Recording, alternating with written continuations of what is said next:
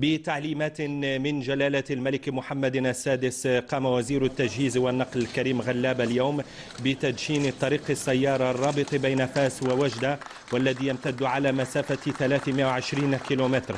ويعد الطريق السيار فاس وجدة الذي أعطى انطلاقة أشغاله صاحب الجلالة الملك محمد السادس في 16 من يناير 2007 يعد لبنة هامة في مشروع طموح لأول مخطط للطرق السيارة يمتد على مسافة 1417 كيلومتر. وبعد قليل سيفتتح الطريق السيار فاس وجدة في وجه حركة السير بعد 4 سنوات ونصف من الأشغال واستثمارات ضخمة بلغت 10 ملايير و800 مليون درهم، وستمكن من ربط شرق المملكة بغربها وجنوبها وشمالها عبر شبكة الطرق السيارة ببلادنا. روبورتاج مبارك الإبراهيم وبعثة القناة الثانية. حانت ساعة الصفر لانطلاق العمل بالطريق السيار بين وجدة وفاس. هذه البنية الأساسية من شأنها أن تعطي نفسا جديدا لطاقات الجهة الشرقية، كما أنها تشكل قيمة مضافة أبعاد إيجابيتها 4، أبرزها البعد المغاربي والأوروبي في الآن نفسه.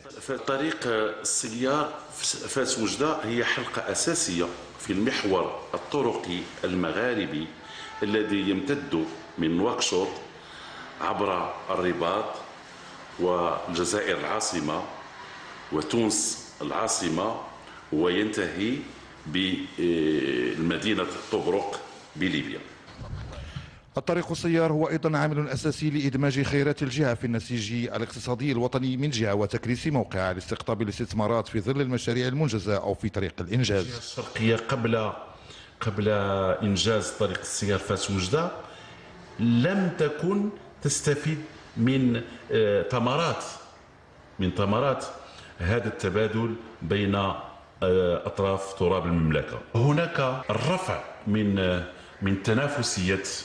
تنافسية القطب الصناعي ديال وجدة اللي راه في طور الإنجاز، والقطب الفلاحي بإقليم بركان. أخيرا الطريق السيار وجدة فاس، وهو أطول طريق من نوعه من حيث المسافة وواسطة عقد شبكة الطرق السريعة التي يجري إنجازها أو ستنجز بداية من 2012 في إطار استراتيجية ترمي إلى إخراج المنطقة من حالة العزلة. الطريق السيار فاس وجدة يشكل رافعة حقيقية للتنمية الاقتصادية والبشرية، ليس فقط على المستوى الوطني بل وعلى المستوى المغاربي، فهي مؤهلة للاندماج كما تابعنا في الروبورتاج في الطريق السيار المغاربي المستقبلي الذي سيربط نواكشوط الموريتانية بطبرق الليبية. عودة إلى مبارك الإبراهيمي. الطريق السيار وجدة فاس كأحد البنيات الأساسية للنهوض بالمنطقة الشرقية يأتي استكمالا لمجموعة من المشاريع على غرار القطب الصناعي بوجدة والقطب الفلاحي ببركان، وهو ما سيشكل حافزا للمستثمرين وطنيين كانوا أم أجانب. اي مستثمر لما تيفكر يستثمر في واحد الوحده صناعيه، اول ما تيشوف لي زانفراستركتور، دونك البنيه التحتيه، والبنيه التحتيه اللي اولا باش يغطي الاحتياجات ديالو من المواد الاوليه وباش يقدر يسوق في ظروف جيده المنتوج ديالو. والطريق السيار غادي من بين الركائز اللي كتحفز المستثمر انه يستثمر في المنطقه. البعد الاقتصادي للطريق السيار إلى جانب فك العزلة عن المنطقة الشرقية يتمثل في إعطاء زخم جديد لدور هذه المنطقة في التنمية المحلية وإسهامها كقيمة مضافة في تطوير الاقتصاد الوطني. الصناعة ديالنا محلية، وحيت ما كانتش لوطوروت ما قدرناش ناخذوا مثلا مارشيات على برا. بحال من اليوم حنا كنخدموا مع مترو ديال وجدة وقالوا لنا نعطيكم كاع المتروات ديال المغرب تخدموا فيهم، ولكن دابا ملي تحلوا طرق ان شاء الله غادي نمشيو نخدموا مترو ديال فاس وتازا وكاع ديك الناحيه نتاع فاس. طريق السيار كتسهل وموسعه، كاين بالاخص المواد الغذائيه اللي كانت كتفسد في الطريق دابا غتبقى توصل في الوقت، ومع حتى الادويه. بعض المرات كتكون عندنا ادويه اللي نحتاجوها في واحد الوقت يكون ضيق، دوك طريق السير غادي ينفعنا بزاف. الطريق السيار وجدة فاس بعد انطلاق حركة السير بها تدخل ضمن استراتيجية شمولية تجعل من شبكة الطرق باعتبارها شريان الاقتصاد إحدى الأولويات كحافز للمستثمر بعد أن ألغت ما كان يسمى بالمناطق النائية.